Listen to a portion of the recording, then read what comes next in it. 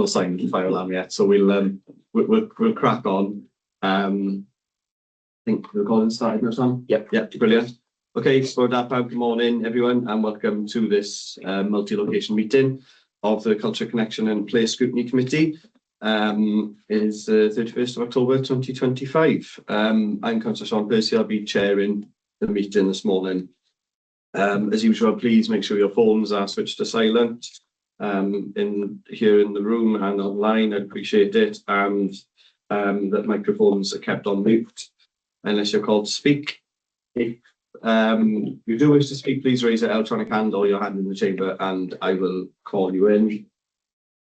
For those online, just a reminder for members, just your obligation to be seen and heard during the meeting, so please make sure your cameras are on if you're participating in the meeting today.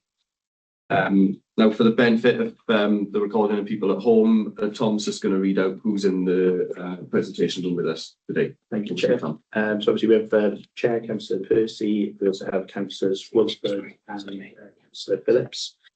We've got Simon Brennan, Chris Saunders, Kerry Morris and myself, and sorry, forgot your name. Darren Evans as well. Thank you, Chair. Brilliant, thanks Tom. So I'll now move on to agenda item 2, which is declarations of interest. So if you have any declarations, please raise those now, but likewise if you have any during the reports that you realise, please let us know. I'm going to kick off with mine. In the business plans item 6A, there's reference to community libraries, and I'm a trustee of a community library. I can see Councillor Gareth Rice. Gareth? Yeah, also I'm trustee of Britain Ferry Library. There's also a very brief mention of Jersey Park Arch. I'm also a trustee on Friends of Jersey Park. Okay, thank you, Gareth. That's great. I can't see any other indications, so I'll move on. Tom will sort out any relevant paperwork after the meeting for us. So I'll now take us to minutes of the previous meeting. So we've got minutes covering meetings from the 11th of July and the 19th of September, on which is 5 to 28. Can I have a proposal and a seconder that they're an accurate record, please? I'll propose, Chair. Proposed by Councillor Bob Wolford, thank you. And a seconder? I'll second, Chair. And seconded by Councillor James Henton. Members, if you do not indicate to the contrary, I'll take it these minutes are approved. No indications of the contrary, Chair. Brilliant. Therefore, the minutes have been approved. Those 2 minutes. Thank you, Tom. So we'll now move on to the business of today's meeting. So item 4A, which is the Pontardawe Swimming Pool Feasibility Study. That's on pages 39 to 186. This report has previously been to Cabinet for noting. We've got Chris Saunders here with us today in the room, and I believe he's got a brief presentation just to kick things off. So we'll have a few slides from Chris, and then we'll take questions from members. So Chris, I'll hand over to you if you can just try and get that slide share. Okay, so that should be showing. Please put on slideshow. So can everyone see those at home? I can see some thumbs up. That's great. Over to you then, Chris. Thank you. And it won't move.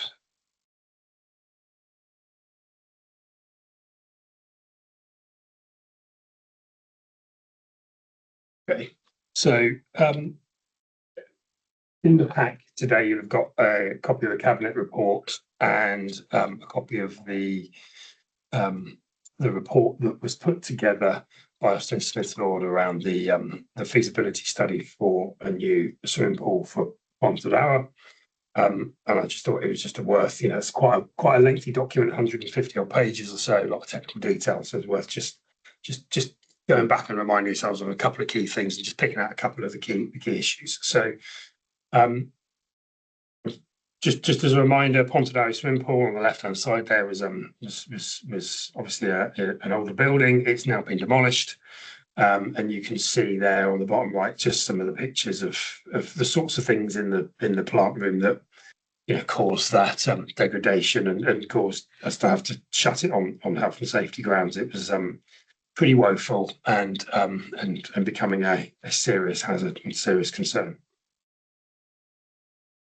So just before we did the feasibility study, we did just a little bit of work around the demand, and these slides are not in the feasibility study that you've seen. So that's why it's just worth just sharing. So the picture on the left, this one here shows a picture of Neath Talbot and the surrounding areas. Obviously, the red line is a 20-minute drive time around Pontardawe swimming pool.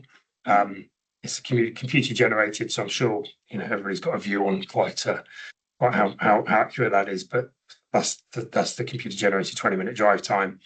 And then you've got a number of facilities in the blue dots dotted around the area that are sort of that are around that site, as you can see. On the right hand side there, again you've got exactly the same. You've got the 20-minute drive time, and the blue dots there are where the Pontardawe swimming pool members are coming from. So as you'd expect, a bit of a concentration around the Pontardawe area and the valley, but actually a lot of people coming from significantly further out and driving past other facilities to get to Pontardawe swimming pool. Not entirely sure why. I think it's probably because it was a warm pool, but it just shows you that sort of spread of where people were coming from for that. And then this one here shows you the picture on the left. Again, it shows you a 20-minute drive time. It shows you with Pontardawe swimming pool open, where the nearest facility was within that 20-minute drive time. And on the right-hand side, it shows you with Pontardawe swimming pool closed, where the nearest facility is. So you can see there that big swathes of that area have now got to travel to Neath. That doesn't include account for facilities outside of Neath Talbot. So just gives you an idea of where people are coming from and how they've got to go. And we'll just pause a moment. The fire alarm test has just started 8 minutes late, so it is a lot quieter than usual. There we go. That's all done. Over to you again, Chris. Apologies for that, members. So the reason for doing that piece of work was to establish demand, so a need and demand, to see whether actually, okay, everybody's saying we want the pool, but actually is there technically a need and is there a demand for it? And it clearly shows there is a need, and I'm talking in Sport Wales and in Sport Wales terms. So that need has been established, which is then we moved onto the feasibility itself, how we were going to do that. So in terms of the feasibility, and this is something we committed to last year when the decision was taken to close the pool, was to do so the specification was really around the site analysis. So looking at see what the most appropriate site was. It was around the facility mix, i.e. what do we want there? What does the demand mean that it could stand? Bit of layout and massing, so we asked them to do it to Riva Stage 1, and then some cost estimates and financial viability. And of course, those cost estimates of financial viability are only developed to that Riva Stage 1. So there's a number of different stages through that design stage to go before we get there. We went out to tender for that piece of work, and we got Austin Smith Lord, who leading it, with some cost consultants from Leeds and a sports consultant called the Sports Consultancy. They've clearly thought about their name there, and they were fantastic. Actually, really good to work with. Very professional. I'll happily use them again. They were excellent, actually. So just sort of picking out the key bits from the feasibility report. We went across a number of different sites and looked at, I think it was like 22 different sites, identifying a trawl of the local plan, registered to look for some alternative options. We came down to 4 potential options. Also had a conversation with the town council at the time. We couldn't come up with anything different either. So we ended up with Pontardawe Leisure Centre site, the old Pontardawe swimming pool site, a site that was vacant at Old Foundry Road and Glamry Industrial Estate, and you can see the scoring there, it sort of comes out pretty clearly that Pontardawe Leisure Centre was the favoured site, not the perfect site, but the favoured site in terms of viability and ability to actually deliver this at some stage. And then again, this is much more developed in the pack. We looked at the facility mix, what do we want? There's a much more developed table in there talking about whether we want 4 lanes, 6 lane, whether we want different classroom, different saunas and health suites and studio spaces and those sorts of things. And because we've gone with the leisure centre site, obviously that narrows that down slightly. But we're looking at a 6-lane pool, 6-lane 25-metre pool, and a teaching facility. So really sort of mirroring what was at Pontardawe before in the old site. That's the sort of optimum option. And then once we've established that, we've had a good look at the layouts at Pontardawe Leisure Centre. So there's a series of diagrams showing sort of the layout of the pool facility in various different locations around that site. But again, this is the one that sort of we've not because it's cheapest actually, and it was the cheapest option of them all, but it seemed the best. So just to orientate you, as you're coming through the road here, I think you can see my cursor. You'd normally come around the road, and the front of the leisure centre is here. The reception is just there, and these are the old tennis courts, or the tennis courts, and it's a small kiddies play area there. And we haven't done any consideration as to what we might do with them at this stage. So, or somebody asked me that question. We had a look at traditional build, and we also had a look at a slightly different build, which is something that Swim England are promoting at the moment, Paragon Structures, which is like a dome over the top of a pool. It was a bit cheaper to do that, but we couldn't establish anywhere that had really done it, and it looked very risky in terms of different contractors doing different things, and then also you would have to replace the dome after a certain period of time as well. So it's much more difficult to borrow against to fund the scheme. So we went back to the traditional build. You've got the fire alarms went off again. You asked for one, now you've got 2. I've got 2 now. Question. If this continues, then we may have to actually leave.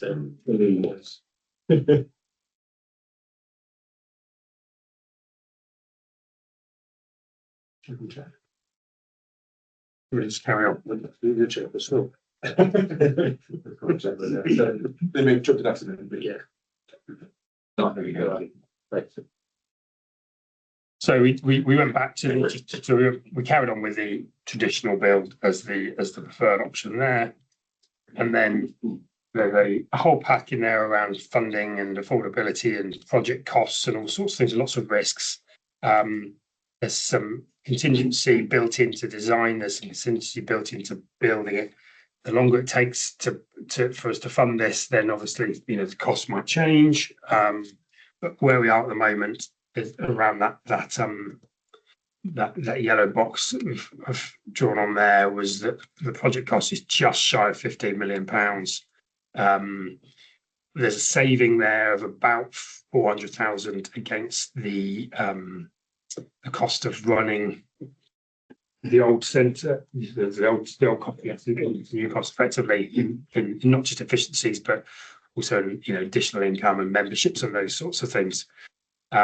So that would give us a sort of, I think it was like £279, actually, 79,000 to go towards funding this. That buys us about £4 million worth of potential borrowing, which leaves us about £11 million short in terms of the funding at the moment. As you can see there, there's another £750,000 pretty much on to fund that over a bit of time. I'm slightly I know that the PW the potential borrowing loan rates have changed slightly since then as well, so it might be slightly different, but it's not going to be vastly different.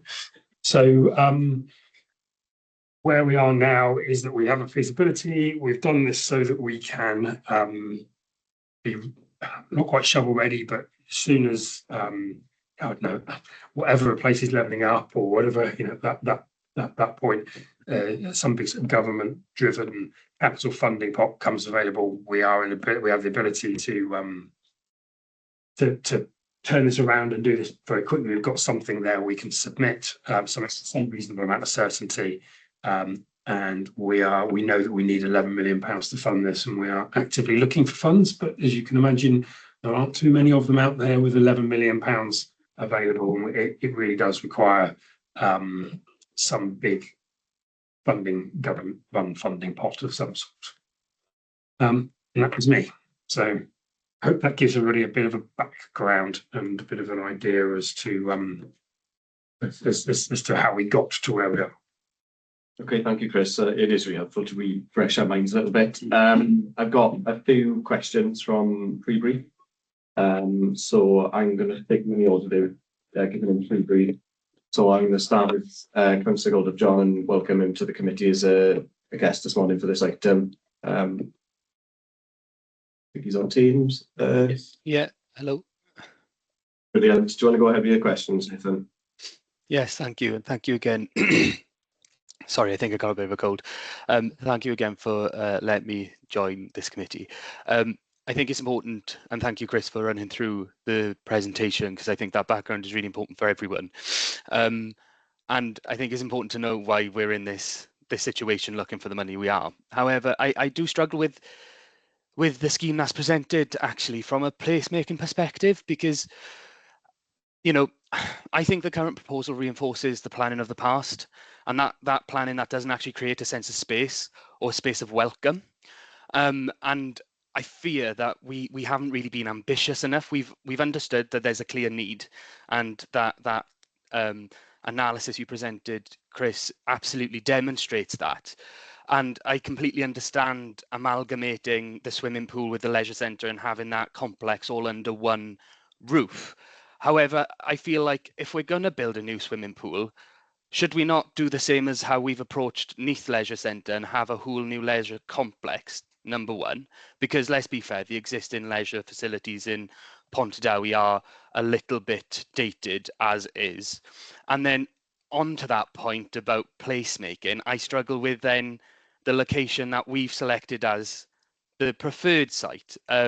Now, just with the 4 sites that were presented and the scoring matrix that is on page, let me pull it up, 34, I do struggle with the bottom half of that, down from the land status, which I agree with, and just at that high level. But I just from those 4 options, I genuinely believe that old boundary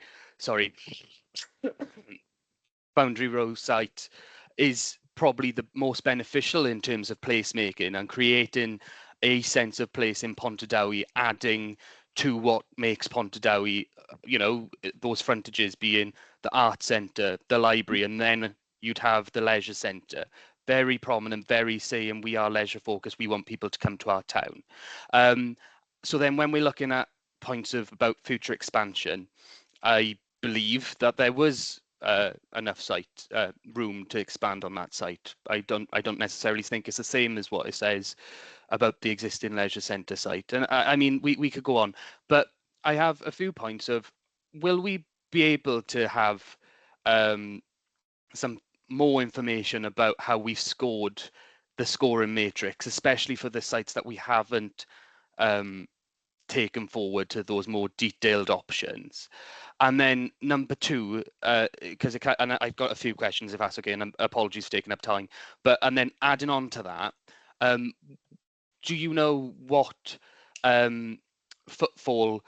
Because it's my understanding there was an increase in footfall when Neath Leisure Centre, understandably a new leisure centre, moved from the peripheries of the town centre to the centre of the town. My understanding was footfall went up in the town centre, and the membership of that specific leisure centre went up. So do we know what the figures are associated with that, and if you had any feedback from the businesses that actually they saw a positive impact to the town, their revenue, etc., by having the leisure centre in the town. And if that doesn't make sense, I'll happily clarify, but there's because there was a lot there. I'll leave that, and then I've got two more questions if that's okay. Yeah, that's fine, Nathan. Thanks for that.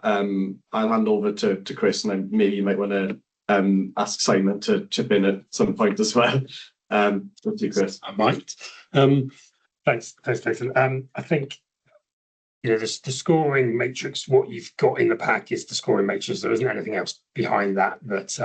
I don't have there isn't another table or anything like that that I can share. So it is partly subjective, isn't it? Some of these things you sort of go through. I think I said in the presentation that the leisure centre site isn't a perfect site, and actually a town centre site would have been great. Definitely would have been quite positive, but there wasn't a site there that we thought was worked in a way that the leisure centre site would do. I think the other thing just to point out is that why ideally you'd put the pool with the leisure centre because you get the efficiencies, and I take the point around the current leisure centre. If we were then to say, well, we're going to move the whole thing into the town centre, it changes the ballpark again, doesn't it? Because you're looking for a much bigger site. Two, you're looking at a much greater cost, and we're struggling to fund the pool on its own. So I don't know where to start if we were looking for another £10 million or whatever else it might be for a leisure centre as well. So not sure that fully answers your question. In terms of the footfall in the town centre, I don't think we buy the data to be able to sort of look at the spend. Certainly the Neath Leisure Centre, that we know that the memberships for Celtic Leisure for Neath went through the roof as soon as that was open. That's steadied off a little bit now, as you probably expect, but it's still much higher than the old Dufford Road site. And the numbers at the library also rose a lot. So you'd expect there to be an increase in footfall there. I don't have any numbers, but that would be the point of putting it in the town centre. I agree. Simon, did you want to add anything? Yeah, I suppose, yeah. I mean, when we developed the concept around the leisure centre going into the town centre, that was fundamentally because, as members may remember, the original concept had an anchor store of some sort at the end of where the leisure centre is now. Retail was changing rapidly. That market was going to be really difficult for us to get into, and so came up with the idea of moving the leisure centre across because it has a good footfall, and we knew that if we put a new leisure centre in, we'd have a better footfall. Success-wise, as Chris mentioned, we don't actually pay for the sort of Google spend data. That's quite an expensive thing to do, and so we don't have that data. Anecdotally, from the information we had back from businesses, they certainly saw it as an improvement in the town centre. I mean, a lot of businesses will always give you a sort of, I suppose, a slightly difficult picture of how they're trading, because that's how businesses tend to react to things. But all in all, it went very well. And if you look at we've now let 5 of the 6 units adjoining the leisure centre, and we are in talks, very developed talks for letting the final one as well. And they're all good quality businesses that have wanted to be in location next to that facility. But that's because it's in the heart of the town centre. Even the Foundry one is slightly outside of the town centre as well, and it's not in the retail area. I mean, I think it would have a positive impact, but I think you have to balance that up against, as Chris said, you'd be adding another £4 million onto the construction cost effectively, because we don't have that, but also an ongoing revenue position, which is more challenging too. So I think it's probably balancing those things out. Okay, thanks both. Nathan, do you want to come back and ask any supplementary questions? Yes, thank you, Chair. And yeah, I take all those points on board. And as I outlined, I do personally think that would be a better location on that old Foundry Road site for the reasons I've outlined. And like you mentioned, Simon, the that would become an anchor store, wouldn't it? The leisure centre for Pontardawe, because you're selling health, well-being and fitness. That is what a leisure centre is. It is an anchor store in its own right. So that's just my view. I know other members don't have the same view as I do, but I do strongly believe that that is the better site for the pool. Will there be a consultation on this report, or are we saying this is the location of the pool? And what is the reason? Obviously, Chris, you very diligently went through that schedule of accommodation options, and completely understand that. But what was the reason for not going for a larger swimming pool? I can appreciate there's a higher operational cost associated with it, but with that, does there not come more opportunities in terms of swim galas and other associated events, noting that people have already driving 25-30 minutes to come to Pontardawe as is? If we were able to give a bigger and better offering, would that not cast the net a little bit further and wider and almost become a swimming centre of excellence in Pontardawe? Those are all my questions. I haven't got anything else. I hope you'd be glad to know. Thank you very much. Okay, thanks, Councillor Roddick John. Chris? So, yeah, in terms of the swim galas and the sort of demand side of things, there's, we've got the national pool in Swansea. We've got a number of other well-developed sites in the area. So, pools are generally loss leaders. They lose money. They don't.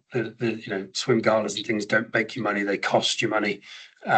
So it's about trying to make sure we've got enough wet space to meet the demand there, but without going over the top in terms of diving boards and 8 lanes and 50-meter pools and those sorts of things that are just going to push those costs up massively, and from a capital point of view to build, but also from a revenue point of run, they're not something that if you put in would make it more efficient and bring down the costs of running it in the long term, unlike say a studio space or something along those lines. So they would, and I'm really sorry, but I can't remember I wrote it down at the beginning of the question. Consultation. I can't read my own writing. We haven't consulted on this. It was literally we haven't widely consulted on this. We spoke to the town council and a number of others, but and at this stage we wouldn't be able to consultation. Is there any sort of consultation be done through the sort of the development of the Reba stages as we go through that planning and those sorts of stages? We would have to do some consultation, obviously, and we would expect to do that, but it would be as part of those next stages if we secured the funding to take it forward. At the moment, all we do by going out of consultation, I think, is heightening people's expectations without their ability to deliver.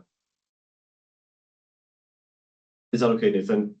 Yeah, completely understood, Chris, but I'm always cautious when we present the public with almost a fully fledged proposal, because that is almost putting on people rather than working with them. I understand the raising expectations aspect, but we are in a difficult time where governments aren't funding capital investment in any sort of thing, and I think people can understand that if we were very clear with our communication that this is what we inherited, this is what we're trying to achieve, we can bring people along the journey and help them design their leisure centre, because when we're gone, it's still going to be there, isn't it? But I do take your point. I understand. It was just more to probe the question where and when we were going to have that consultation, if that was to come to light. And yeah, completely take your point about the size of the swimming pool. I would be remiss not to ask, because I have in every other committee, and sorry, Chair, I didn't ask you this a pre-brief, the data centre, South Devon swimming pool. I think, Chris, we've spoken about this before, where it's combined and you manage to reduce the operational costs. Have we given any thought about that? Because that's not in this report either.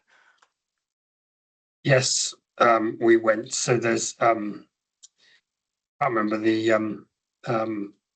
official term. There's also one in Exeter, actually, which is a completely what's the term? The completely environmentally friendly, Sustainable. No, Net zero. no. Yeah, so there's another term for it. I can't think what it is now. It'll come to me. But it's again, the costs of building them are a lot higher, and it's certainly not proven that they're more efficient in terms of running. In fact, in my former job, we went down to Exeter to have a look at the site and the pool. They were having to call this when it was first opened. They were having to actually use power to cool the water because it was rising. The temperature was rising. So rather than heating it, they were cooling it. It's not proven. This would obviously be a lot more sustainable than the old pool. That's where some of the efficiencies come from around utilities and things like that as well. But we haven't taken it to that nth degree in terms of EDMR. And we did ask the consultants that. That was one of the conversations we had, with that better, and they were very clear that that's not something that we would be in scope. It just wouldn't be sustainable.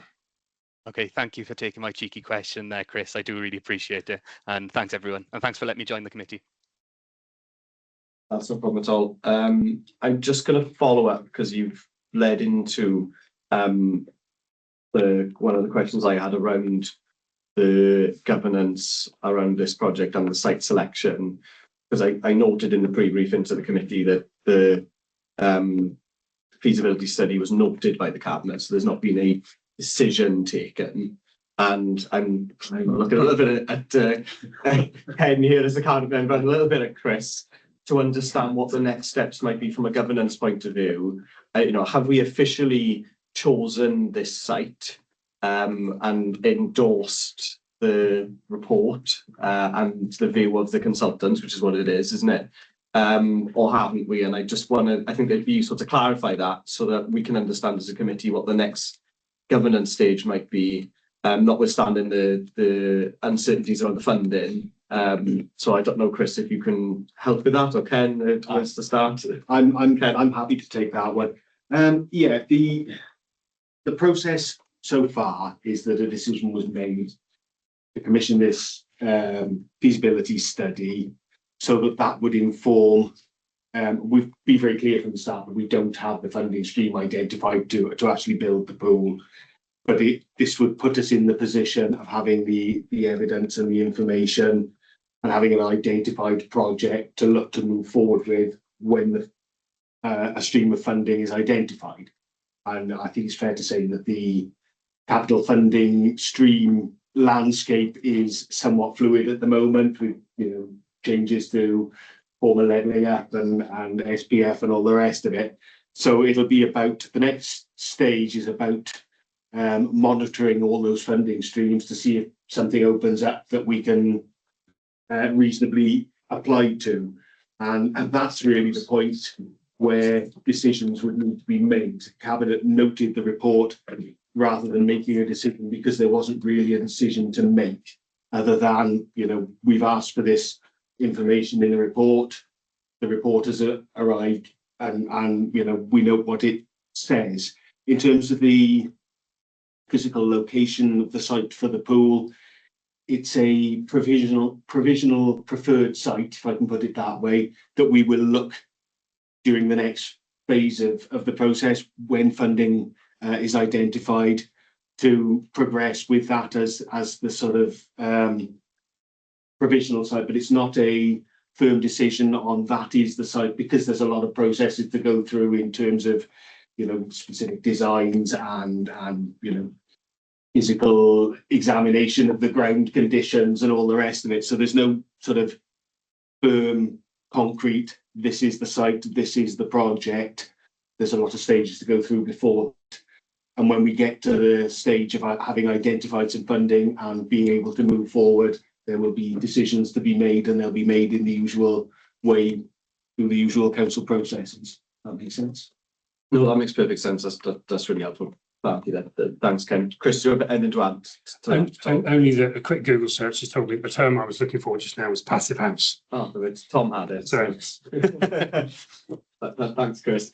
So I think just in terms of the project going forward, obviously we'll keep an eye on these as a scrutiny committee, because I think there's a lot of public interest in this particular one. And I think just to pick up maybe some of the points that Nathan raised, I mean, if there's an uncertain amount of time between now and the point of time we start developing the scheme, other sites might become available, other funding might become available, and I just think it is worth bearing some of those considerations in mind. I think looking at Simon from a regeneration point of view, because I know this has been looked at from a pool perspective.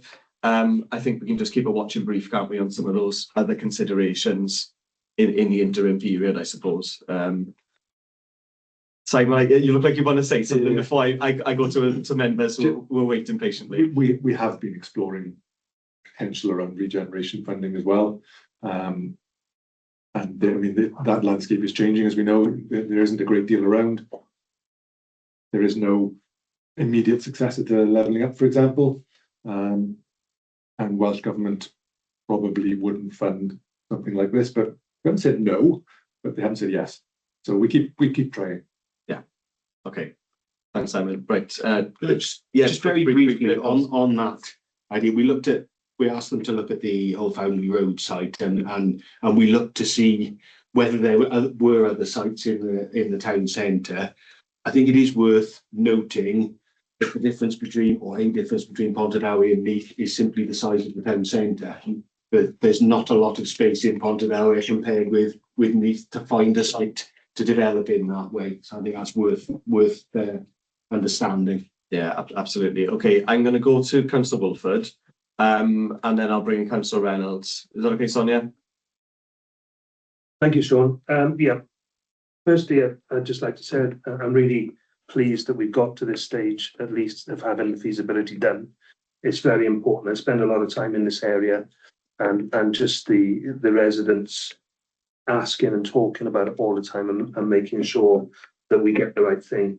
Personally, I think the site is perfect, and I think it's an opportunity for us to turn that site into not just a swimming pool, but a really good sports centre. I mean, we've got outside play areas with 3 football pitches, 2 rugby pitches. We've got the 4G, we've got the leisure centre, and obviously it links extremely well to Cwmtawi Community School as well, which is, you know, they walk across the car park to get to those facilities. So I know, and we had this kind of discussion in pre-brief what Nathan had said about footfall, but I honestly feel that footfall to this facility will come through the community school, because as the children start using it, they'll be using it out of school times as well, and people will be brought into it. 2 questions. The first one, and I do understand this feasibility is done, but I also know that previously the site was identified for the swimming pool. So can I just ask why we felt it necessary to carry out another feasibility when the site had already been identified previously on other planning options for a swimming pool? If you go back to the closure of Pontardawe swimming pool, obviously in that report there, members specifically asked for a feasibility to be taken into account where we might go. I think the last stage of that was obviously part of a much different scheme in terms of, you know, a new school and all sorts of other things there. So, and I think for all the reasons we talked about today, we wanted to have a look at whether there were other options. We also wanted to have a look at, you know, what that facility mix might look like. And yeah, there was a good chance, I suppose, we would land back in the same space, and partly we have. But I think we can at least say that we have done that study looking at those other sites and those other spaces just to see what else is around, ready to take it forward. And the other scheme wasn't developed enough to go for detailed funding bids and things like that as well. So, you know, should a funding bid come up, we literally have something off the shelf that we can use. There's all money well invested in those terms. I just think we need an answer like that, because or on that line, because residents do ask us as members, you know, ward members in that area are continually being asked, and I've been asked this: why are we doing a feasibility study when we already had a location ready for it? And you know, we need those answers to be able to say, right, we've had to do it for this reason. There's only 2 other points I had with this, Sean.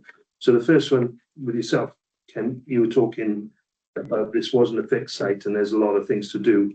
Will we be able to use all the ground investigations that we did previously for this site now? Because at the time that was all going on, I was maintaining all the rugby pitches and the football pitches as a volunteer, and I spoke to numerous engineers and surveyors, whatever, doing the investigations there. So do we still have that data that we don't have to spend on that again, and we don't have to go into that realm again?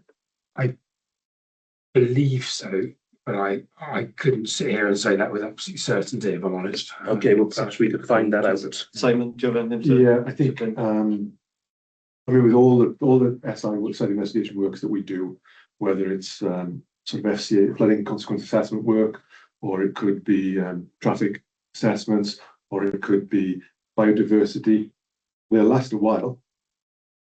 But when you come to develop later on, if you're several years down the line or whatever, you may well find the geotech stuff you can usually rely on, because there's no real change in that. But the ones that are more changeable are more difficult. I mean, we would have different flood maps, for example, maybe every 12 months sometimes. And so you might do something on one site and then find out that actually you can't do anything with that site anymore. It's in a different flood map. The data has changed, no longer possible. So hopefully it'll all be reusable, but it does depend on the amount of time between now and when you get to develop. I'm just hoping that would be not only a cost saving, but a time saving as well, if we have that data available. Just one more thing. On the plan, the existing changing rooms on site should be condemned, and yet they're still being shown on the plan. Have we got plans to incorporate new changing rooms for other sports on that area with the swimming pool or not? No, not at this stage. It's out of the scope of this and not something we've actively looked at. And I'm well aware they are not in the best health. But no, that isn't something that we're currently looking at. So will it be looked at or not? I would imagine it will be in due course, but there are no plans to do that at this moment in time. Because, I don't want to get the hopes up thinking. No, not at all. Not trying to do that. On a personal basis, that area shown on some of the plans, the car parking is going to have to be, I think, a necessity for this project, because I go there on a Saturday, Sunday, and people are using the sports field to parking their cars right away past Lidl's and whatever, just to get there. So we need that car parking area, and if it could be incorporated with the pool area, it would free up that site totally in front of the 4G parking and things, which would make it an easier option. In one of the iterations of the layouts of the sites, actually, we would have to knock down that building, and we provided that. I saw that. Yeah. Okay, thanks, Alex. Okay, Bob. Yeah, Great. Okay, I'm going to go to Councillor Reynolds. Sonia. Thank you, Chair. A lot of what I was interested in as the ground's really been covered very comprehensively, and I thank Nathan for his questions and the answers given. I do feel, having listened to those answers, that very clearly it feels like there was a lack of ambition for Pontardawe in this, and that there were opportunities, given that a feasibility study was going to be done and more money was being spent on that feasibility study, to look more ambitiously and include more. You're going to have to put a separate bid into some fund for this anyway, so it seemed logical to look wider. I can remember when this item was covered by Education and Leisure Committee that we were, that Education and Wellbeing, I think it was at the time, that I had repeated requests to, could we see the specification for the feasibility study? And one of the things I'd like to ask is, given that scrutiny is, we discussed when we looked at the new model of scrutiny, having a wider role in developing policy, and we're looking at this lack of ambition, and Councillor Goldup-John's views about, or thoughts about, how we could involve the public more. My apologies for tripping over your name, Nathan. And it would have been useful if the expertise and the knowledge locally from Scrutiny, the knowledge of why people went to that pool, what the wider situation is, what Councillor Wolford has said about the grounds, etc., was brought, and the changing rooms was brought in to the mix, and the consideration of a wider development could have been perhaps factored in if Scrutiny had been able to be involved at an earlier stage and looked at how what we might be looking to be specified, and whether or not we can look at that sort of thing being considered for the future. Thank you. Okay, thanks, Sonia. Chris, do you want to start? Right, the only sort of comment on that is that we went out to tender for the piece of work. The tenders came back. It's cost us about £30,000. I would suggest that what we've got is terrific value for money in terms of that spend for the piece of work and the outcome we've got. I think that's it's a good piece of work for that sort of money. Whether Scrutiny wants to be involved in things like that in the future, I shall leave it up for you to debate. We did do. I know there was in terms of goes to look at the feasibility. I'd have to go back and check who had gone through. I think and it's certainly Ken and I, we had a conversation about it, didn't we? And I'm pretty sure we had the conversation with the town council as well. But whether we gave them the final feasibility on specification, I'm not sure. Okay. Ken, do you have anything to add to those comments?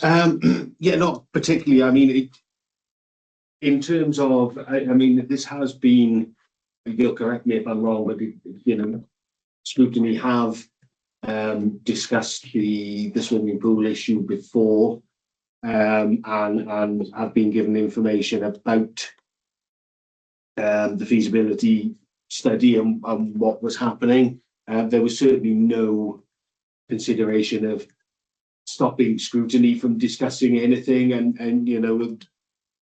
bringing the feasibility study to Scrutiny as soon as we could to discuss. In terms of the wider ambitions, I mean, yes, this was specifically looking at the swimming pool because that was the current issue, but there are other regeneration projects going on, which perhaps Simon would be able to give more information on around regeneration of Pontardawe and other towns. We did identify sites as the old Foundry Road site with a view to whether there was a tie-up there, but the feasibility study has concluded that the preferable option for the swimming pool is to combine it with the leisure centre on that site. That said, we don't know when the funding will emerge, and we'll certainly keep an open mind on any further information and evidence and considerations that come forward as part of this and other processes. Okay, thanks, Ken. I think just from a Scrutiny perspective, of course, there's been some changes to the committee, so this has moved from education into this committee, this civic year. But I don't. Chris has been keeping me in the loop actually since before I was the chair. Took a bit of an interest in this as well. But just to maybe offer some reassurance to Sonia, I mean, to an extent, this is at an early stage. This is, we've got a preferred site that's not actually yet been even endorsed by the council officially. We've got a plan drawn to River Stage 1, which is, quite at an embryonic level, really. So I think as and when funding does come, there's an opportunity there to revisit pretty much all of this, actually, in light of the circumstances at the time, the funding available at the time. And that's me with my Scrutiny chair hat on here, not really speaking for the council, but I can see there's opportunities for us to weigh in and get involved, Sonia, but I'll let you respond and come back. Thank you. I quite agree with that, Sean, but that's now. What I'm talking about is the opportunity to develop, to be in at an early stage, which we were told, was going to be possible for Scrutiny. So, having asked repeatedly to know what the specification was to go forward, and some of us concerned that it shouldn't just be a knee-jerk reaction to the issue that was in front of us and could be wider. It would have been nice, and perhaps that question's not been answered. And Ken, perhaps you'd take back for the future, as a cabinet member, that if a specification is being developed, I quite understand that it might have to come to a private scrutiny meeting because you don't want the specification discussed in public prior to tenders or whatever. But that would be appropriate for scrutiny to engage at an earlier stage. Okay, thanks, Sonia. I think everyone's noted those comments. I don't know if anyone's got anything they want to add, but only very briefly, again, to reassure Councillor Reynolds that there was certainly no intention of keeping scrutiny out, and I'm very much keen that scrutiny can get involved with things at an early stage, because many heads are always better than one. I think we are at an early stage with this project. I think more broadly in terms of could we have integrated this with other projects, around town centres and what have you. I think it's worth noting there is an element of how long is a piece of string, in that if you wait to tie absolutely everything together all in one go, you may end up never getting anywhere with any of it. Now, I think we did have to look specifically at the swimming pool because it was, an important current issue. But yeah, I certainly will take on board the comments, and we will, always moving forward try to involve scrutiny at as early a stage as possible. Okay, thanks for that, Ken. I can't see any other indications, so just a last call for any questions on this item before we move on. Councillor Gareth Rice. Yeah, thank you, Chair. Just a couple of observations. Maybe I should declare interest as I'm a member of Celtic Leisure. That's as far as it goes, but just to throw that in there. But being a regular user of the pool in Neath there, what was said in the presentation, not sure why people travel past facilities 20 minutes to get to areas. A lot of that is because pool opening times are not always favourable, because they close for schools and close for clubs and things, because there's a lack of the pool now in Pondowie. Neath attracts a lot of other people. But the other thing, which I think Alan Lido Talbot missed out on, is the health suite. When they put the health suite into Neath at the last minute, as I understand, we got a lot of people from Talbot coming into Neath, and people from Pondowie coming down to Neath, particularly to use the health suite. I noticed through the presentations and the plans for the pool in Pondowie, there's been no plan there, from what I can see, of the inclusion of a health suite. I do think you could be missing a good opportunity there, and I think if people haven't laid or had a chance again, they would put it in there. But at this early stage, is to certainly consider the inclusion of the health suite, and that would certainly attract more members and more footfall. And has it been considered, and is there going to be thoughts of putting that in the future? Thank you. Thanks, Gareth. Over to you, Chris. So if you go back to the facility mix, looking at the site, what might go on site currently in the specification for the chosen facility mix, there is a steam and sauna. So it's there at this stage. Clearly, that would have to be designed in or out, and look at the demand for that when we get a bit further on. But it's definitely there at this stage. Is that okay, Gareth? Pretty sure, yeah, I must have missed that, but it's definitely something that brings people into the facility. Thank you. Okay, point well made. Okay, I can't see any other indications from members. So this report is for Knowlton, I believe, Tom. So we note this report, and we'll move on. Sorry, Councillor Goddard, John, are you going to leave us at this stage? Yeah, all I wanted to say was thank you for letting me join the committee meeting, and great discussion. Thank you very much. No problem at all. Thank you. Okay, so I will move us on to our next agenda item. and that is the head service business plans performance monitoring 4:1. That's on pages 187 to 228. And before we jump in with questions, I'm going to hand over to Louise McAndrew just to mention a couple of things, because I believe we've got something omitted from the report. Louise? Yeah, thank you, Chair. Just to pass on to the committee apologies on the omission of engineering and transport actions and measures from the report. This was an administration issue. So what we're going to propose is that we bring back to the 14th of November all the actions and measures around engineering and transport. So just looking for approval from yourself, Chair, on that one. Thank you for that, Louise. Yeah, no problem with that at all. I think we've got them on the agenda for that, and to be fair, none of us spotted that, so I'll blame myself being under the weather. It's not like me to miss that, but thanks for flagging it up with us, and yeah, we'll consider those matters at the next meeting, just for members' information. So I'll jump straight into questions on this one. I'm going to go to you first, Councillor Wolford, Bob. Is that right? Yeah, that's fine. Good. On page 251, is it? I think it's 215. Sorry, 215. Yeah.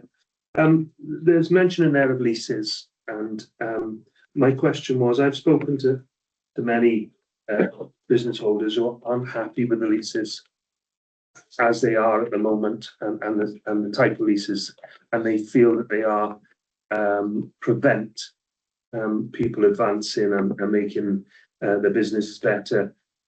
Is there a thought within the authority that the leases are going to be reviewed and made more acceptable to businesses, so you get a better take-up? In terms of which areas are you thinking of? I'm of generally leases and how they're given. So I'm not completely au fait with exactly how they work, but people are talking about the maintenance, what's allowed when they go into properties, what is their responsibility and what they feel should be the landlord's responsibility. The leases that we use are standard industry leases, really. Obviously, they're adapted for each individual particular property, depending on what's there and what's not there. But I mean, there's two things there. One is about the way the lease is structured. The second is around the enforcement of the lease. We have always been fairly considerate for businesses. I was sitting here as a private landlord. It would be a very different kettle of fish.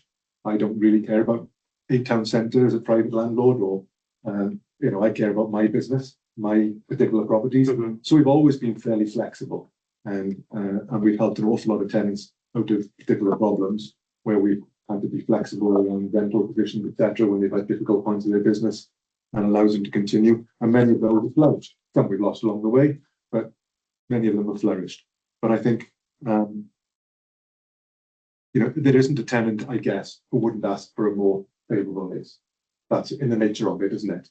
But I think our leases are pretty fair on average, and I think that the way that we treat the tenants as well is pretty flexible too. I'll just give you an example of someone that's spoken to me, and I won't identify that person because so they have a lease with the council for a unit. They're trying to get an electrical certificate for the unit. The equipment in the unit isn't up to that, and the council are telling the tenant it's his responsibility to make sure that equipment's right, and yet that equipment was there when he took the lease over, or took the building over. So in that situation, how do we deal with that? Because when they sign up to a lease, it'll clearly set up what is their responsibility and what is our responsibility, and they go into that, and we always tell every tenant, get your legal advice, get whatever you want at the very beginning of this, because this is what you will be responsible for going forward. Our maintenance budgets are such that we struggle to get around our responsibilities. To add a whole raft of other responsibilities it would be very challenging, if I'm honest. And you know, it balances out in terms of the rent as well, because if I was going to take on all the responsibilities for all of the maintenance internally, for example, etc., the rental level would go up. So there would be a balance out there somewhere, because it's got to be a viable proposition. Okay. I can see Councillor Hurley's popped his hand up. I don't know if you want to come in on this question, Jeremy. Oh, sorry, Chair. Yeah, and again, I'm no expert, but I've obviously got some experience, and I've seen the council leases, obviously with the states and covering the states, and they are standard industry adapted for each unit. Just for Councillor Woodward, I think a lot of people, and Simon is right, when they get the lease, you know, they need to fully read through it and look at all the conditions, because a lot of people honestly just sign them. And I've obviously involved with private commercial rents, and sometimes people don't go to a solicitor, don't read them, and then come back with the issues after the standard form of lease. You know, they feel that it should be changed. But to be fair to council again, the rents are really fair, and the leases are fair as well. It's just that it's almost, you know, tenants need to do due diligence before going in, and you know, perhaps after the fact is difficult. Thank you. Okay, thank you, Councillor Hurley. Did you have anything to add on that? No, that's fine, Sean. I can at least I can take that back, can't I, and look at it as well. Great. Yeah, I'll just add, I suppose, two things to that. Just you know, from my point of view, my experience, and I mean, just to follow what Simon said, you know, we do have a pretty good reputation for supporting businesses, don't we? And you know, I've had a lot of dealings with the estates team as a councillor, and before I was a councillor as well, with the previous interest I declared as a charity trustee. And you know, when it comes to things like maybe restrictions and those sorts of things, there's always a conversation to be had, isn't there, to make sure we can enable the right activity for those businesses. So I think it's worth making that point, outside of the points around maybe responsibilities and maintenance, but things like there might be a standard condition that goes into a lease that it doesn't suit a business. You could have those conversations with the team and work that out. And I just think it's worth mentioning that. And I think the other thing to mention for us all is we've had discussions in the past about our estate, particularly our rental units, our industrial units, and the condition of them perhaps is mixed, isn't it? And I think some of what Bob's saying maybe reflects a little bit of that. Maybe if we've got aging units, and it's just for us to think about that, isn't it? Because if we had brand new industrial units we were letting out to a tenant, there'd probably be less issues perhaps getting electrical certificates, or less concerns around maintenance. But we're aware of those problems and the difficulties getting the funding and the support, aren't we, to carry out that work. But I probably should add as well, Sean, that I mean, in terms of electrical setups within units, that changes almost. If you have an industrial estate with 20 units on it, almost every unit will be slightly different electrically, because as the company comes in, they say, oh, that's not what I need. I need this to make mine. And whether I need single phase, 3-phase, whatever it might be, they all want something slightly different. So by the nature of that, we tend to do things to a shell. Even when we develop new units, they'll pretty much be to a shell, because you don't know what lighting they need, you don't know what electrical power sockets they need and the type of power, etc. So they will all adapt that themselves when they get into the unit. That is a sort of standard thing. Sometimes they'll inherit things, think, oh, that pretty much works for me, I can work around that. Other times they'll come in and say, none of that works, I've got to start from scratch, do the whole thing again. But I suppose the other point I would say is that if you look at our occupancy levels, we're pretty much full through all of our industrial estate. Pretty much, I mean, in Neath Town Centre, we've now hopefully let close to letting the last unit on the retail bit there. So that gives probably an indication as well, I think, about people being comfortable in the units generally. And I take your point, every tenant will ask for something, they can get it. And I was sitting there as a tenant as well, and I would say, well, why is this my responsibility? It's your building. But that's the sort of way the industry works in terms of leases, etc. Thanks, Simon. I suppose took us back to the performance measure there on maximising occupancy as well. So that's useful. Or plan, sure. Bob, I think you had a couple of other questions, did you? You mentioned something around Was it some of the green ticks in the pre-brief? Oh, yeah, I just general point. Yeah, no, just a general point that in the report there are a lot of green ticks here that kind of indicate that everything is going really well to plan. How accurate is that? Because if you read some of the narratives, it's not quite up to where we need to get. So, I mean, obviously, I presume it is performance monitoring this, so this is being monitored all the time. All these items are being monitored all the time and then advanced as they get on, I presume.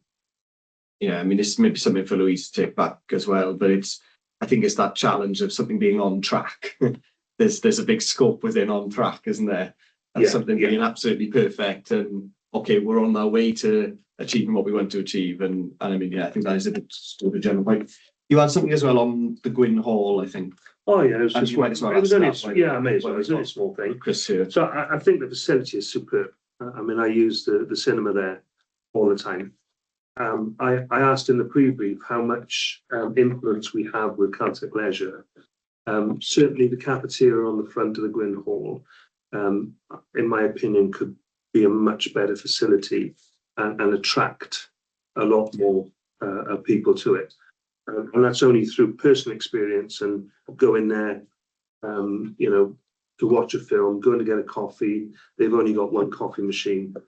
You wait for, you know, the last time I went there, we nearly didn't make the film, that type of thing. So I asked Sean how much influence we have with Celtic Leisure as they are operating our buildings to go in and say, look, you could improve this or you could make this a better option. So, I mean, I meet with Jamie, the new CEO, pretty regularly. Happy to feed that back. But that's what it would be. It would be some feedback and cajoling. Maybe we haven't got this influence to go in and demand. No, I wouldn't say something along those lines. But we would do if it was something serious. But I'm more than happy to mention too. As I said, I think the facility is great, but I just think it could be tweaked and made actually a lot better with just a few tweaks and a little bit of maybe more forethought. It's awkward layout, isn't it? But it's quite an awkward layout. Well, yeah, I think it's beautiful having the glass on the front and everything. You can look out and it's quite a relaxing space. But you know, when you go in there and you go into an event and then you queue in for 35 minutes just to get some refreshment, then that takes the edge off it. If you see what I mean. Yeah, thanks for making that point, Bob. I'm going to go now to Councillor Dacey. I can see you online there. Yeah, indeed. During the consultation for the rebranding of the theatre, it was mentioned and widely agreed around the table in the meeting I was in that we set aside a period of time for local organisations such as amateur dramatics, choirs, bands, dance clubs to use the theatre for a peppercorn price. Have we built this into the planning of the theatre going forward? Because it was a good idea at the time, everybody should agree to it. And I think you'll have a lot of buy-in from people in the area because obviously more people can afford to go at cheaper prices than to go and watch a big comedian or a band. Thank you. Thank you for that. Yeah, Aaron. Yeah. Oh, thank you, Councillor. It is part that you're right, we want as much community buy-in and development of the new facility as we can. It is a balancing act against the budget that the authority has to operate the building. But I think one thing we've managed to do quite successfully at Pontardawe is achieve a grant from the Arts Council, which allows us to further subsidise local shows and developments like that to allow for either free usage, extra discount usage, or hire the facilities. I think that's worked very well, and I think it's something we look into do to mirror when the new theatre opens. I welcome that because I know the choir I'm in that they would like to use the theatre, but they've been costed out over the last few years, and I know that the big buy-in from the local amateur dramatics and other people that were in the meeting we were in. So thank you very much for that. No. Okay, thanks, Andrew. And I know that question was asked sort of in the context of, you know, meeting those budget targets, which is in those performance measures. And in the brief conversation we had in our pre-briefing, it was, well, we know what we'd like to do, but how achievable is some of this in the budget context? But I think, as you said, if there's grants available to maybe support that work, that's hopefully a bit reassuring to members. I've got a bunch of questions. Before I jump in, do any other members have any questions on this item? I can't see anybody jumping in, so I'll start running through mine then. So I'm going to start with the culture strategy actions and the performance measure on that. So that's currently showing as off track, and I was just wondering, Chris, just where we feel we're at with that piece of work in terms of our results of it. That's why everything's green on there, because otherwise you ask questions about it. I got a few green questions as well, don't worry. I think it's in terms of that sort of question about that comment around thinking credit, this is a Q1 monitoring. So, we're actually, as opposite, our deadline, I think, for Q2 monitoring was yesterday or something along those lines. So this is a few months ago. It was very early in the year, so it's worth just noting that. In terms of the cultural strategy, I think the cultural strategy is there as a cultural strategy for the place. It's not there as a cultural strategy for the council to necessarily deliver. So whilst we're there to drive it, we're not necessarily there to do it. Trying to get more of the community buy-in to deliver some of this is one of the things we've been trying to do. So we this cultural compact, cultural partnership type idea. We had a meeting earlier in the year on that one. So that was with the Housing Association, Sport Wales, Heritage Lottery, a number of sort of partners across the area. Just to sort of look at can we bring together a sort of a partnership which drives that, and Karen Jones chaired that meeting for us. The upshot of that was really obvious. We need some sort of somebody to do that. It isn't going to happen if there isn't a dedicated resource. A bit like the PSP, sort of PSP, so it's mirroring that type of thing. So we have subsequently put in a bid to Welsh Government for, under their cultural priorities, for somebody to do that. We notified yesterday, actually, they're running late in terms of their notifications, so they were due to have done it, I think, by a couple of weeks ago. There's another week or two to go. We were a bit cheeky. We've gone in a bit higher than we think the money that we've got allocated. So just because otherwise we're certainly underselling it. So if we get some funding, or we can drive some of those things through, then there'll be somebody there picking up the partners to hold them to account to deliver some of these things. I think it's worth just saying, though, that a lot of the success of the cultural strategy over the last couple of years has been through SPF, which is Cultural Tourism Events Fund. That will no longer exist come April. So it will make delivery of some of those things a lot harder. That's an absolute key risk we've got there. But so we're looking for that funding. We have just got some funding for an arts development officer, actually, in the Arts Council. So I think they will due in post sometime shortly. So we are making some progress, but it comes down to the resources to do it. And most of the time it's me or maybe Carly doing some of these, and there isn't anybody else picking all this up.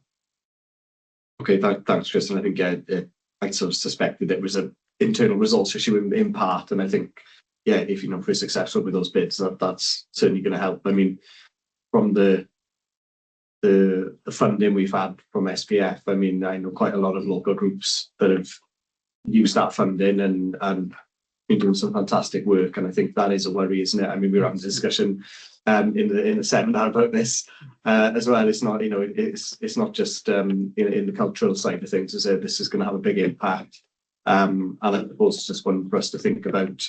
Come budget time, when we're looking at our priorities, whether there is something we can make available, even if it's on a smaller scale, where perhaps there's some of that work we really value. And it is going to be difficult, isn't it, to try and prioritise that, because we know if there was a bigger fund under SPF, we could have done more. So, but that's, I'm kind of looking at Ken there, just, when we come to budget time, that might be one of the things we'll be looking at, I think, across all of those areas that have been funded by that grant funding, is, well, what's our response to that when when it goes. Yeah, just I certainly don't disagree with you. There is going to be a huge challenge around SPF and that fund ending if it's not replaced. It doesn't just apply to, it applies across, you know, culture and tourism and all the rest, as it does in other areas of the council in terms of resourcing and staff posts to do this kind of work. But then when we come to the budget, the challenge is going to be, you know, up against pressures in adult social services and education and all those considerations. It's going to be a challenging budget, and it would certainly help us considerably if the UK and Welsh governments would provide us with some more money to do more things. Yeah, no, absolutely. And I mean, I know you'll be fighting the corner for you know, the cultural side of things within the council, but it's a hard sell, isn't it? And I think we know that. Councillor Hurley, Jeremy, did you want to come in on this point before I move on to my next question? Yeah, only from a sort of experience side of it, in that what we've seen the culture and heritage strategy do is empower people. And in my own village, you know, a group set up, they constituted, they hit 3 funds, which was SPF, HLT, that's right now, yeah, sorry, HLT and Penicamai, and have been doing great things in the village. So it empowered a group, and you know, the amount of wider residents that they hit is great. Again, the other example is the Neath Arts Festival again, which has grown in strength. So I think what it's done is raise the awareness and help empower people, which is always a great thing. Thank you. No, absolutely. I agree with you there. And I mean, the strategy's given us a little bit of a nudge and a focus to take a bit of that leading role as well, which has been kind of missing, which has been really welcome. So yeah, I endorse that. Okay, so I'll move on to my next question, which is again with Chris around Port Talbot Library. There's a couple of mentions here around the you know, the development of a new library for Talbot. Yeah, at the time when he was ongoing monitoring of current premises, I'm just curious where we are. I know. Well, you pointed to Simon. I think you're looking at me now, Sean. We'll see. Maybe Chris could add something in as well. Yeah, well, I mean, obviously we've got an agreement where we are in the shopping centre, but like everything with our assets, we look at whether things are in the right place, whether they could be a different facility. You know, we're mindful of the impact that the library has made in Neath in terms of the new development and what that's offered in terms of the numbers of people going there, and you know, things like advocacy and all of those things are really important, and they need to feed into all of the work that we do, whether it's regen or not regen. There are options around, you know, potentially incorporating it into this building, and we will be bringing the accommodation strategy. I think it's going to SLT middle of this month, middle of November, sorry. So that will develop through that process, and it is certainly one of the things that we're looking at as an option at the moment. You know, we'll have to look at the configuration of it all. It's still very early days. We'll take a bit of resource and a bit of funding to develop that out thoroughly, but it's definitely one that we want to look at. Okay, I mean, I'm asking this in the context as well. I mean, it's been in the library strategy for forever, really, isn't it? You know, the proposals to relocate the library. But I mean, following on from that sort of discussion around ambition, and I mean, me and Chris have had a brief chat about this. You know, in light of what we're doing with the theatre here, this prompts an opportunity looking at, you know, culture, heritage, library service, you know, together in this building. And I think getting that right, there's a big opportunity to do something quite interesting within this building. And I think, you know, to pick up Councillor Reynolds' point about us getting in early, one of the reasons I kind of want to know where we're at with it is I'd love to have a chat around the scope of what that might look like and how that might integrate. You know, I just putting that offer out there from the committee's point of view. There's one thing, relocating the library, we need this many, you know, square feet of space. I'm plonking it in this building. It's another thing, going, what are the opportunities when you're co-locating those spaces with the theatre? You've got, you know, you've got meeting facilities, you've got events happening in libraries. There's a lot of synergy there, isn't there, that we could do something with.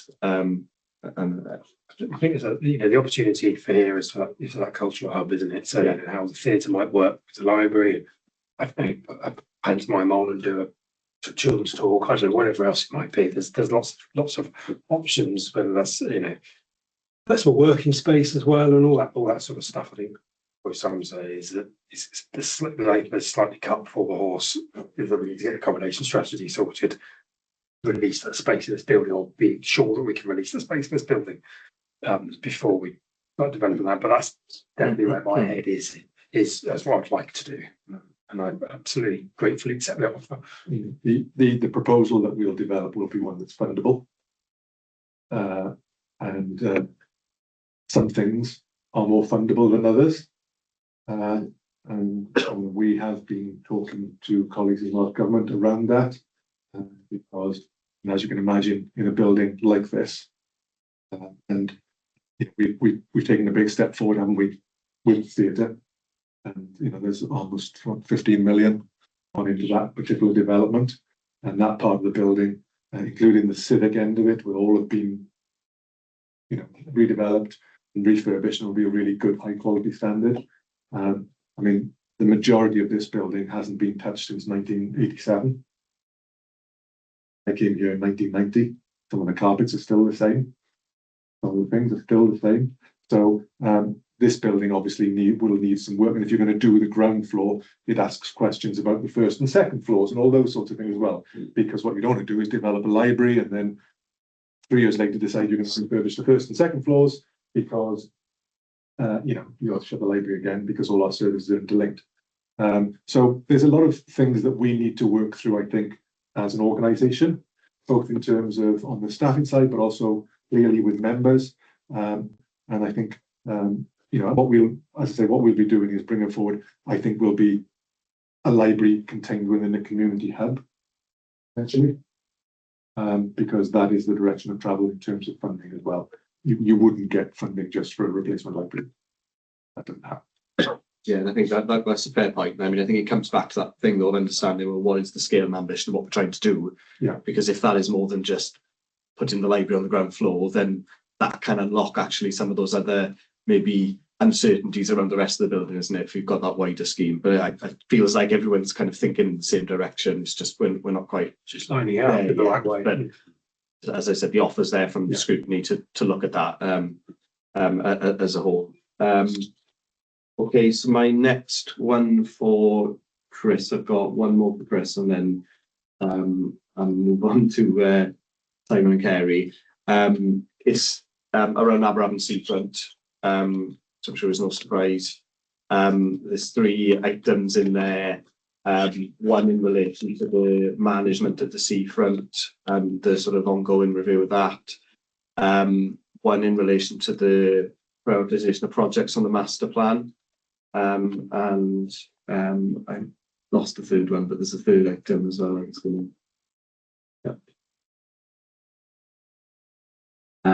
Or the communications forum, yeah. So they're all pretty much interlinked. So I'm just curious, really, where we're at with those items. I don't know if you can.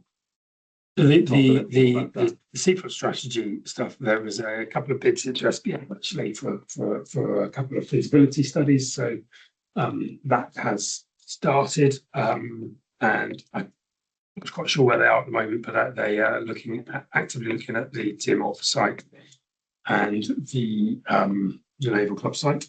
So they're SPF funded, and they'll be time limited as well. So there's some work going on there. In terms of the communicated stuff and the operational matters, I've done the mapping. That's complete, and I'd probably say we're having some really active conversations about how we might want to take that forward. That's probably the best I can say at this stage. Yeah, so in terms of, it mentions a budget request through the medium-term financial plan process. So when might we get a picture, perhaps, of what that might look like? So we are in the throes of those sorts of things as officers at the moment, looking at efficiencies and items and things like that as well. So that's part of my bid, I suppose. there's a conversation around that. I think it will come to members as part of the. I'm not quite sure when the MTFP comes through, and I'm not sure that it's even got through sort of cabinet level at this stage. So I don't want to sort of presuppose something right now. Yeah, no, I appreciate that. Assurances that those conversations are being had. Okay, and just to come back on the master plan prioritisation, I mean, the comment in here is that we did schedule for mid-September around that. I appreciate we've put bids and feasibilities on two of the schemes. What we haven't seen yet is what the actual priority list is. So it feels like they've been picked out of the scheme list and developed, you know, with that funding, which is welcome. But I feel like until we've done that prioritisation of what is quite a long list of potential interventions, it's going to be quite difficult for us to understand how that plan moves forward, because there's a lot of things there that are quite small and maybe you know, simple to take forward, but at the moment it's not clear as a council how we're responding to that feasibility study in practice to actually deliver it. Yeah, I can't see that in the service plan thing. Do you know what where that? Oh, it's got RC14, isn't it? Yeah. Okay, fine. Yeah, I don't think we've necessarily gone back and prioritised, but I would have to check how we got to those other two sites with God. That's actually Simon's team that are leading through Andrew Collins' team have led that piece of work. So you can answer that question. I'm entirely sure. Okay. Potentially there are funding opportunities again, I guess. I think that's probably what it is. I think the funding opportunities have driven that probably. But yeah, I think I'll make one more comment in this meeting on it, and then perhaps I'll take it out my side meeting. I'm going to have a local member, so I could comment the beach all day. You know, if I make a comment, is that the way we developed the seafront without the strategy was funding opportunities appeared, and we carried out activity in a slightly uncoordinated manner. And we've achieved lots of good things with that, but there was a lack of coordination in the way that things happened. And I think one of the things I was hoping out of the process of doing the master plan and then doing the prioritisation list is that we understood as a council what are the most important interventions that we need to make. And I feel like until we do that piece of work, we're almost slipping back into that. We're going to just pick these things off. And I think we do need to sit down, look at that list and go, actually, right, this is something we want to deliver in the next 2 years, 5 years, 10 years. This is something that's a problem for visitors at the moment. This is something that's a nice to have. We haven't done that piece of work yet. And that's my push. But I'll move on now to my next set of questions. So over to Kerry now around LDP, and you know, there's still commentary here around us being off track around challenges around deliverability and sites, and I know there's been an awful lot of discussion. I don't know if you can just maybe give a little brief bit of narrative of where we're at with that. Yeah, no challenging. No problem, Chair. I mean, ironically, this could have actually had a green take on this particular occasion, but the reality is we are teetering, going out of alignment with the delivery agreement timetable, and we do anticipate, given the challenges that we've got, having further slippage in the sort of months ahead. I don't think it's any secret of the challenges that we've got in terms of bringing the RLDP forward. You know, members will be acutely aware that, you know, our biggest challenge is identifying enough deliverable sites to meet our housing need and requirement, which the evidence base suggests is over and above 4,000 sort of going forward. Members will recall that we did early this year conduct a public consultation on the preferred strategy, which part of that document sort of suggested some key sites that generated some interest and some representations from public and stakeholders. So the team are going through that at the moment. Clearly, members will also be acutely aware of the ongoing challenges with bringing forward Coed-Darcy. I think the reality of it is that, you know, both officers and members want that site to be included in the plan going forward. That remains our position, but you know, there's further due diligence having to take place on that particular site. I think that site ultimately I think it's fair to say there's no one site that's the silver bullet that solves all the problems, but clearly Coed Darcy will certainly be part of the solution going forward. In terms of the current timeline that we're working to, we anticipate we're hoping to bring forward the consultation draft for Cabinet and Council consideration in the summer of 26, so next year, in next summer. But when you do consider the wider sort of LDP timetable, like the adoption, you've got the added challenges of both the Senate elections and the local government elections mixed into that process. So I think it's fair to say that perhaps adds a little bit of complexity to the timetable going forward. I think the bottom line is at the moment is that the current challenge that the team have got is that the current focus is finalising the housing trajectory. So that sets out what sites are coming forward and when over the plan period.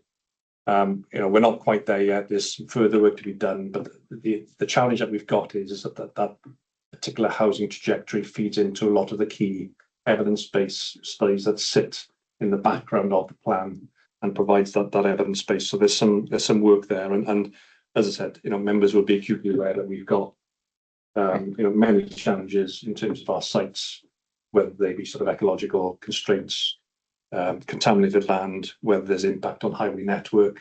So there's the full range of constraints that the team have to be mindful of, and I often say it's hitting that sweet spot in the middle whereby we as a council are confident that put a plan on deposit that we think ultimately is sound, and that's the challenge at the moment. So nothing new there, Chair, but that gives you hopefully a flavour of where we currently stand.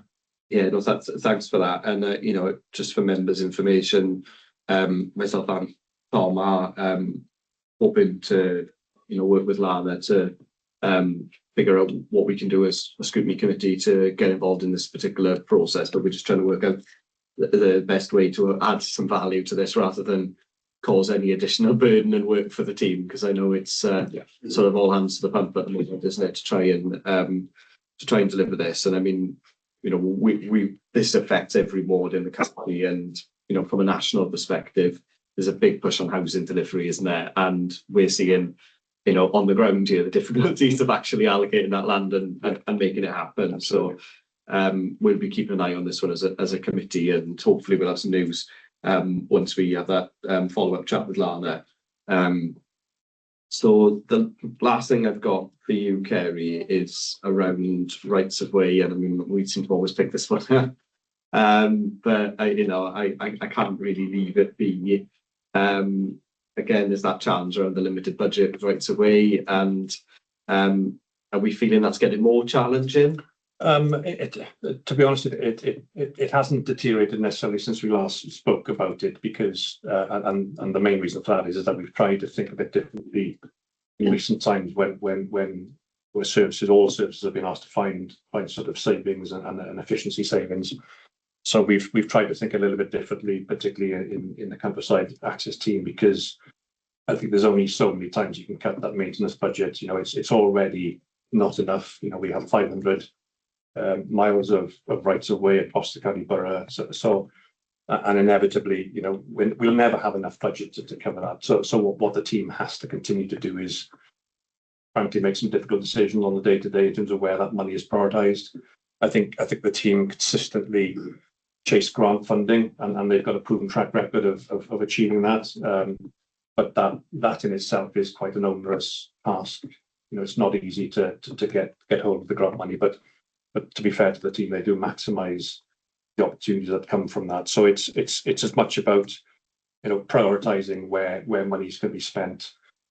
Unfortunately, inevitably, wherever the money is spent, there will continue to be complaints that come officers' way, because, as I said, there's simply not enough resource, whether it's staff or finances, to go around. But yeah, I don't think this one will ever be green, Chair. But it's a challenge that we'll consistently face going forward, I think.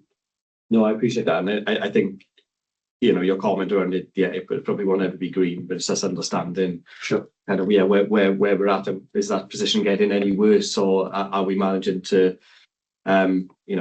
find more creative ways of delivering that service. Bob, of course you can, yeah.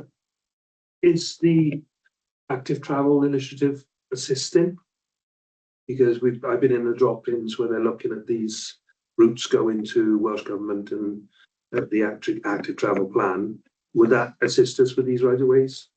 Not really. I mean, I think whilst there may be some crossover in certain locations, but essentially you're talking about two different networks there. The active travel side of things now has been dealt with within James's area of service, albeit there's constant, officers are going to constant dialogue in terms of where there are opportunities.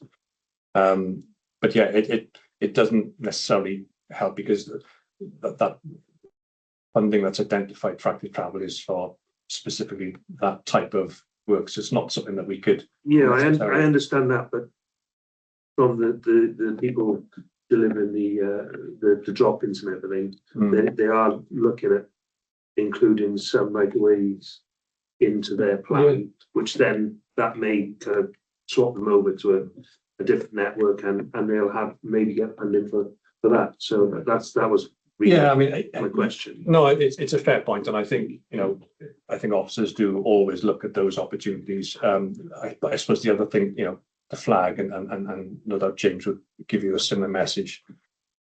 The challenge, certainly to this point, albeit I think Welsh Government has started to realise it and take these matters on board, is that when councils apply and are awarded active travel related funds, it's not being able to utilise for maintenance going forward.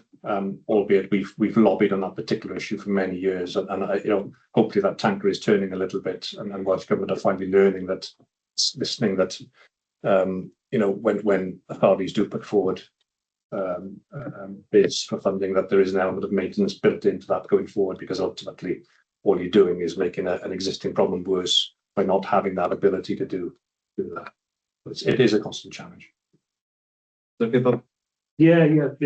I just feel that obviously a lot of the right-of-ways have been active travel routes for sometimes hundreds of years. And so maybe they could be utilised into that plan, and then we could find another strand of funding to help, get them to a standard and help our maintenance programme. That's what I was thinking. I think, Kerry knows all too well from when this sat under him, that particularly in rural areas where we tend to have more of the rights of way network, it's the hardest areas to get the active travel funding in terms of meeting that the funding criteria around population. So I think there is a limited scope. There is definitely crossover, and I think some other authorities have actually, done some great work on their rights of way using active travel money. But I think most of the active travel money is going to go to urban areas in the reality of it, based on the network maps, and most of the maintenance liability for rights of way is probably in the rural areas. But I'll certainly take comment back and discuss with James and officers how we can maybe look to really maximise those opportunities going forward. Yeah, that's a good point. Thanks, Bob. Okay, so my last question, I think, now is for Simon, and that's around the disposals and acquisition strategy, and that's picked up in the report that's been the draft's been discussed internally around that. So I was just curious where we are in developing that. I know this has come up a few times in committee, because we tend to get the reports when we acquire or dispose of properties. And I think there was a particular piece of interest, when we've had a few acquisitions over in Neath, which the committee was supportive of and the principle of, but maybe there was a lack of awareness of what the wider picture was in terms of, if there are buildings elsewhere in the county that we feel are strategically important, what's the council's position, isn't it? So in terms of that strategy, when do you anticipate that'll be coming forward, and we could maybe see it in scrutiny? I think first of all, I'll explain what the strategy is. Yeah, because perhaps it's different. It's not what you think it is. There we go then. It's actually a process document. Oh, there we are. So I don't think you'll find it very exciting at all, unfortunately. What it'll do is sit with a suite of documents that sit alongside the corporate asset management plan. So this is how it works effectively in the council when we want to acquire, we want to dispose of properties. In terms of the ones that we do tend to acquire, I mean, again, those are often with a sort of longer term view, if you like. And if you think back to some of the ones in Port Talbot, we held the plaza for, as you know, a very long time before we got to where we are today, which I think is a good result, albeit that it sometimes takes a long time to get funding in place. And having control of those buildings is really a critical bit, because otherwise, as we found with doing things like the Neath project up in Neath, you are absolutely on a knife edge as to whether you can spend that funding or not spend that funding, unless you've got options to go to the control. Harbour Court is another one in Port Talbot. We held that for probably 10 years before we came up, and we've got a good quality product now at the end that works for the locality. So there is an element of that when we're acquiring these buildings, but they may not be for the next 2 years or the next 3 years. It could be 5. It could be, sometimes they're immediate, but sometimes there has to be a longer term view on it, I think. But the actual disposal strategy is more of a process document. Okay, yeah, so it's not a strategy for acquisitions as such. Yeah. Okay, that is useful to know, because the committee's had a fair bit of interest in that particular area, and the great example in Port Talbot is Bethany Chapel, as a prominent building in the centre of the town that's changed hands a lot of times, not very much money, that's great to listed, that's really struggled in the private sector to be dealt with, and we've seen now all but destroyed by fire, and it feels like that would have been actually a good strategic acquisition for us. Likewise we did with the plaza, isn't it? That building was a prominent building, great to listed in a location that we felt actually this building is not going to get sorted out unless we intervene. And I think a discussion around, well, how do we identify in a coordinated way and in a fair way, because we can't acquire everything, can we? No, we can't do everything. No. But as members and as members of the public, we need some assurance that those acquisitions are happening in a coordinated manner for the right reasons, and we do need to weigh up: are we buying Bethany Chapel? Are we buying this building in Neath? Are we buying this building in Pontardawe? Are we buying this building in Seven Sisters? And I feel like at the minute, again, it feels a little piecemeal, and we're supporting what's coming to us, but actually we're going, well, how are we actually doing this piece of work? The one thing, obviously, we're always conscious of really is finding liabilities to the council, and it's the first question I will really ask team is, where do you see this going? How do you see this fitting into whatever we're going to do? And we had conversations, for example, with the building we bought in Neath, sits alongside where the proposed development around the transport hub was going to go. How does it fit? How does it link into maybe the railway station? There's a number of different options there. How it works out in the end, I couldn't tell you at this precise time, if I'm honest, but I think it's a pretty critical building for us within that. And some buildings you can get to and you can do something with them because they haven't gone too far. Bethany was always going to be a difficult one to do. We looked at it for a few years. At that stage, the owners weren't keen on selling. Of course, once the fire happened, they were very keen on selling. But that's a difficult build site going forward now. And I genuinely don't know what the answer to it is.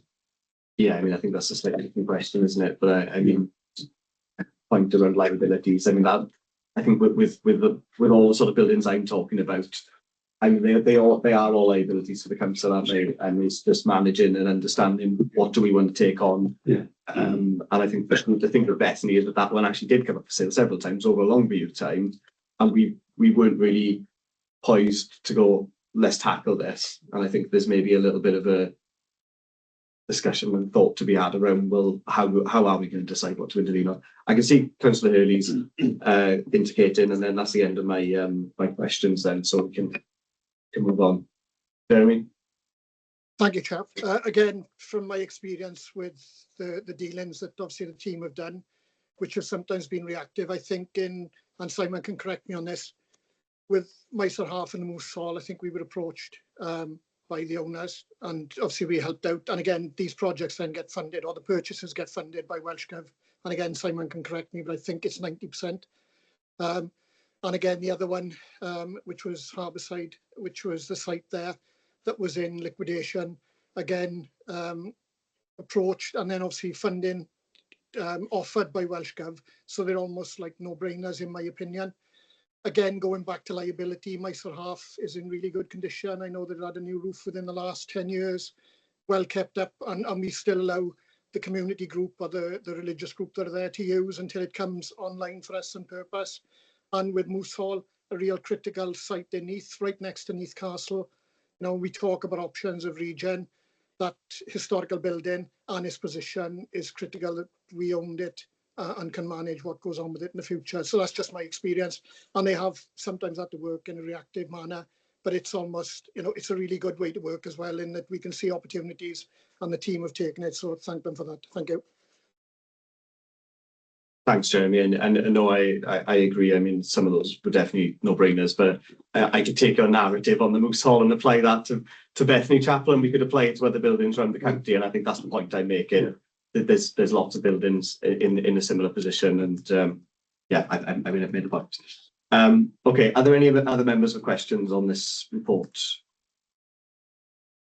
Don't believe I can see any, so I will just check here. So this is just for information purposes, we note this report.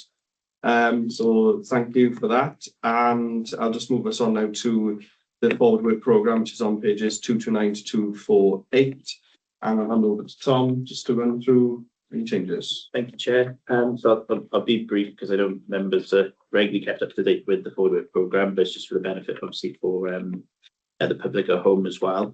So just to make you aware, with the agreement of the Chair, we've also added a report to the 12th of December meeting, which is to do with the amendments to Swansea Bay City Deal Joint Scrutiny Committee and delegation of functions to the South West Wales Corporate Joint Committee. So we'll be looking at that on the 12th of December. We've moved the decarbonisation strategy to the 12th of December meeting, and also the bus franchise update and bus network has been moved to the 14th of November. So you'll note that would have come to this meeting today. There's some changes that Brendan needs to make, so that's on track. The Chair and myself are working on a letter to pass on to Simon, so that he can bring up some of the issues and points raised when we discussed the South West Wales Regional Economic Delivery Plan. So that's ongoing work between us. And I know we mentioned previously about the Regeneration and Economic Development Strategy, and that had obviously sort of been pulled from Cabinet. We were waiting for that to come back, but Simon's informed me today that that is sort of going through the internal process now, so that we're expecting that quite soon. So keep an eye on that, and then we should be able to pull that. So that's good news. I also made members aware previously about two reports that went to Cabinet on the 29th, which was on the easement and also on the Celtic Freeport third tax site. Obviously, because of the timing of those, and because they are basically the process reports, they were pulled by the Committee for Scrutiny, but you would have seen the reports. This is something that I was going to bring up with Chris, is to do with the site visit in Margams. We previously talked about having that, and I think we mentioned that we were looking to try and do it towards the end of this year or beginning of next year. And I know the committee are keen to push ahead with that, so I'll see if I can explore some dates on that. And as the Chair mentioned previously, with the LDP, there's some ongoing work with Lana about meeting with her to discuss where we are with it and sort of how the committee can feed in to help him with that, and in a productive way. So just up to date to the moment, Chair. Okay, thanks, Tom. And of course, the other thing we need to add to the 14th of November is the performance for engineering and transport. So that'll be on as well. Yeah. Are there any questions or comments on the forward work programme, members?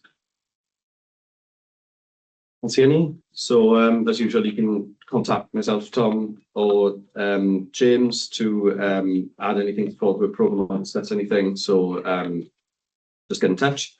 And takes us to item 8, which is urgent items, and I have none. So thank you very much, everyone. That ends the business for today's meeting. If you're all, have a good weekend. Thank you.